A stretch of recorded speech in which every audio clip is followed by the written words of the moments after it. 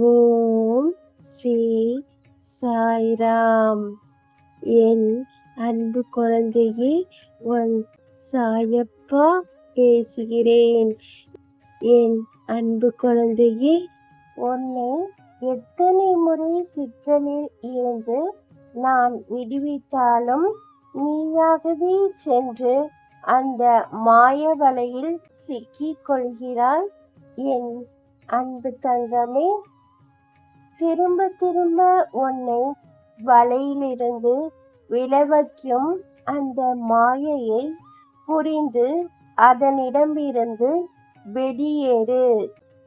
உன் கனவை பற்றி நீ திட்டமிடுதல் அவசியம்.